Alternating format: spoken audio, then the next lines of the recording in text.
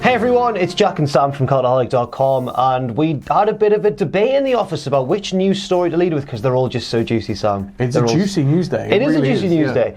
We've got various different bits of news. We've got contract stuff. We've got Money in the Bank news. Let's just get straight on with those bloody headlines. Oh.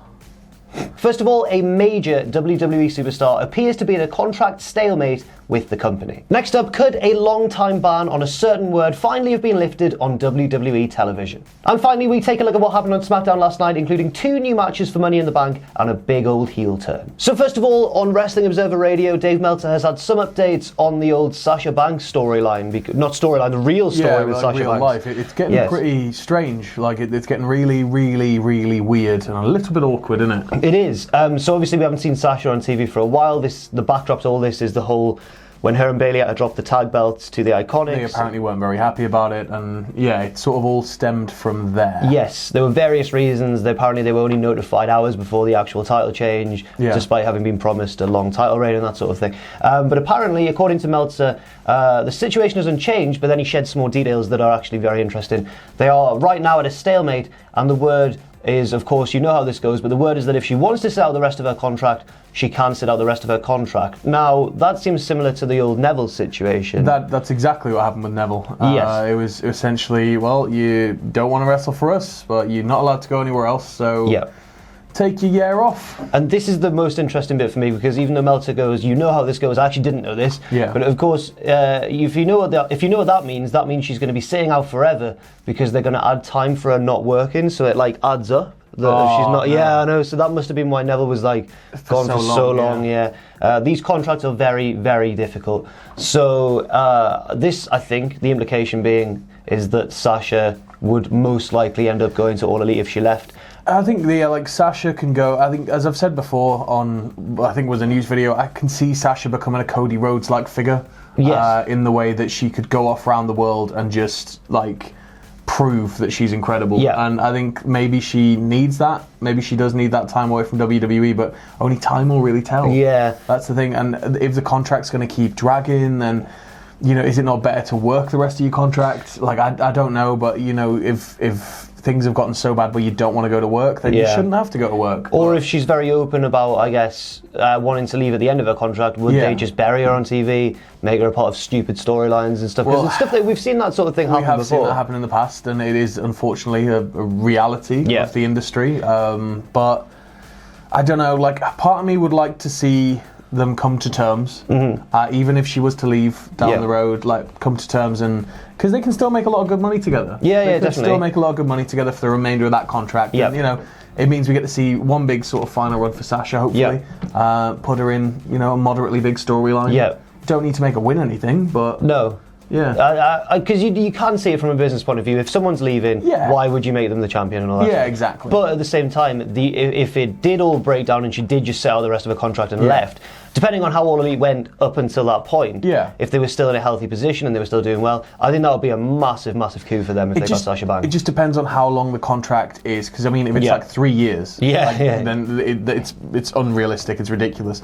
But if it's only a year, maybe sit it out, but it's just going to be one of those awkward things. But I'd like to see them work it out, because even if she does want to leave and she's open about where she wants to go, I'd still think they could make a lot of money by saying, this is a farewell match and building up to this big last sort of storyline. Yeah. It's a strange one, but I guess it's one of those ones where we'll just learn more about it by just seeing what happens as we go along. Yeah. Sticking with Meltzer as well, he also says that apparently WWE has dropped a ban on a certain word that has been banned for a long time. This all goes back to 2008, where there was that leaked document from a show, from a taping, I think, where there was a list visible of banned words, including commentary notes. Yes, commentary notes, including wrestler, wrestling. The one we're going to talk about here is belts. As we know now, championship title, damn it! I think Jericho also shed some light on it once, saying he once said to Vince something along the lines of I don't know if the belt should change hands, and Vince's response was oh well, belt's what you hold your pants up with. Like, it's just like it's a championship title. Maybe this is the crack. Maybe they get to call it a belt if they have belt loops put on their gear big enough for it to go through. I saw a debate on Reddit that was like, well, technically he's right because the championship title is more of a cummerbund. So, but no, according to Meltzer, though, again on Wrestling Observer Radio, it has been dropped. The ban has been dropped. They're now advertising products involving championship titles with the phrase championship belts, and it seems like this may be because of the whole Becky 2 belts, which Becky Lynch has been referring to herself as since she's held both titles. I never understood the concept of championship title, because title suggests to me you are the champion. Yeah, you win the right to be called that. Yeah, you can be called the champion. The belt's the physical. The belt is the physical manifestation of the title, and it's a belt because it goes around your waist and it sticks together like a belt does. If you hit someone with the belt, it's actually wrong if commentary go, oh, they've hit them with the title. That's a metaphysical concept. It doesn't exist. Yeah, it's a construct.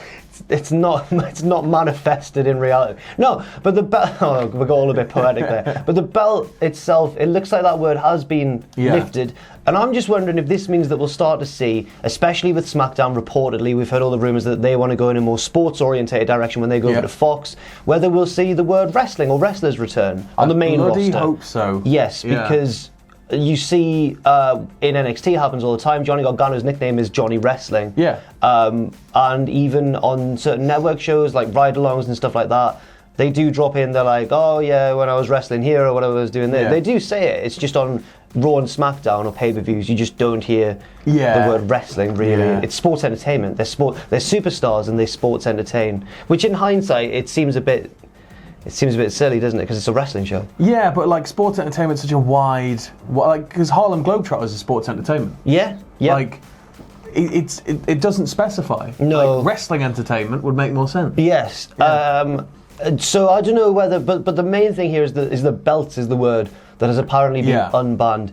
I wonder if the whole Becky 2 belts thing stems from Conor McGregor when he won the 2 titles and they want to get in on some of that. Well, that MMA style. Do UFC refer to their titles as belts? Because if they do, then it's I think more believable. I'm not certain. I think because I remember Conor McGregor screaming after a match when he won the second belt. He said, "Where's my second belt? Give me my belt." But I guess they're not scripted at all. But yeah, it's a bit of an odd one. But I reckon that maybe this is more of a leaning towards a more sort of realism-based approach. I hope so, because I like the term belts. I don't mind it. No, I like belt. Yeah, I think it's fine. And I want to hear wrestling again mentioned because it is wrestling. Now, before we talk about all the developments from last night and Money in the Bank and all that sort of stuff, let's now go to an interview with Sports Illustrated that Conrad Thompson did. If you don't know, Conrad Thompson is the guy behind Starrcast. Hey, it's Conrad. It is. Yeah. On Twitter, he's the guy behind Starrcast, which is the sort of convention in conjunction with All Elite Wrestling. There was one All In, and now there's going to be a second one alongside Double or Nothing. Also a very famous podcaster. Of course, but I was just, of course, we should give Conrad his due. But he did this interview where he shed some very interesting light on the whole ongoing Undertaker situation and Kurt Angle as well. First of all, Undertaker was announced for Starrcast doing sort of like a meet and greet sort of thing. Yeah.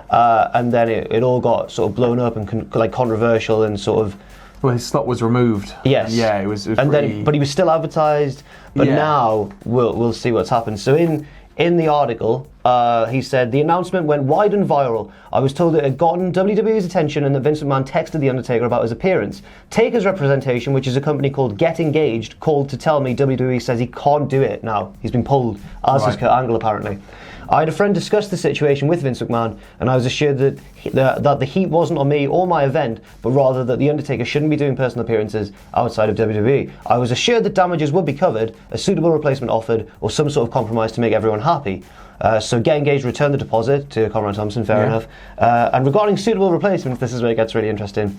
Thompson mentioned, I suggested Vince McMahon, Hunter, or Stephanie McMahon. Oh, God. And I said I would donate 100% of the proceeds to Connor's cure and match the donation personally, which would turn a negative into a positive for everyone involved. But obviously there's no way that the McMahons are going to turn up at an event. Imagine if Vince just rocks up. Yeah, no. It would be kind of a baller move, really, if he just turns up on this big promotion. All right, first ever tell-all, let's do it. Yeah. Come on. Thompson was told McMahon would not allow any main roster replacements, so his next option is Shawn Michaels. His plan, and this is quite interesting, is to have Shawn Michaels team with Scott Hall to provide commentary for their ladder match at WrestleMania. That'd be really good. This year is the 25th anniversary, I think, of that match. So yeah, that would be really good. But again, I mean, you look at Taker and you look at Michaels, they're both WWE legends of similar stature. Yeah. I just can't see them allowing it, really. I can see them allowing Shawn more. The whole thing with Undertaker for me is that I feel that he is Vince's creation. Yeah. And there is this mysticism to the Undertaker that starts to go away when you see his late night talk show appearances and when he's been doing all the stuff with his pastor recently. And it's great because you're seeing this side of the Undertaker you've never seen. But at the same time, I can't help but feel that Vince maybe thinks, he's literally the Undertaker. Yeah. Like, you don't get to see him do this. Yeah. You don't have the luxury of an autobiography. He's in many ways he's the last bastion of kayfabe. Yeah, that's it. He's the last great character. So why should he be out there doing that stuff? I get it, but at the same time, I totally get why Undertaker would have wanted to do it. Yeah, he's given decades to that company. Exactly, and you go out think and he'd be make some able money. to go and meet some fans. Well, it's a strange one, but apparently the official line at the moment is that Undertaker and Kurt Angle will not be appearing at Starrcast. Wow. And finally, let's just whiz through some stuff that happened last night. So we had 2 more matches confirmed for Money in the Bank alongside the ones that have already been confirmed. So before last night, we had the 2 Money in the Bank ladder matches. We don't know the participants yet. But there's a men's one and a women's one, I guess with a mixture of brands on both. Yeah. And there's going to be Becky Lynch versus Lacey Evans and Seth Rollins versus AJ Styles, which is already getting quite a lot of hype. I mean, there's been videos on Twitter and stuff circulating of Styles wrestling a 19-year-old Rollins and putting him over after the match, saying he's the future of the business and stuff, and he's going to be a star. And he was right. He was totally right. Yeah. But 2 matches have been added last night on SmackDown. First of all, Roman versus Elias. But Shane McMahon will probably get involved in Shane and Elias left together to go and party after SmackDown, right, in a car. Okay. And it looks like they're affiliated now. And basically Shane's whole line was Roman Reigns punched my father. Who dare would lay their hands on someone else's father? Because it's a joke because he attacked because obviously George Miz. Big bad Georgie Miz. Georgie M. So Roman versus Elias, which doesn't sound like the most thrilling matchup ever, but at the same time, with Shane involved, maybe there'll be a hardcore stipulation or something. Yeah. And Roman's always been fantastic at those no DQ stipulations. He really knows how to do it. Yeah, I like when he gets the ring steps and uses them battering rams people through them and stuff. Yeah, he's really good at that sort of thing. And then Becky Lynch versus Charlotte Flair. She's going to do double duty. Right. So she's going to defend both titles in the same night. Against Charlotte Flair. Of being Becky 2 belts. Of course, 2 championship titles. No, 2 belts. Charlotte defeated Bayley to sort of stake her claim as the next #1 contender. Yeah. And it's reminiscent of that night when Rollins wrestled Cena and Sting twice in one night. Yeah. Forgot about that. When he was US and I think it was US and WWE champion at the same time. That was 4 years ago now. It's crazy. I know. What could have been. But we'll see. I mean, there's various things could happen. She could lose both belts. She could lose one. She could retain both. I can't see her losing either of the belts this early on, but we'll see. We will see. Maybe. Well, I can see her beating Charlotte in a really hard-fought match, and then Lacey just comes out and demands her match now and just wins cheap. Oh, that'd be awful. Oh no. Oh no, what you done? What you done?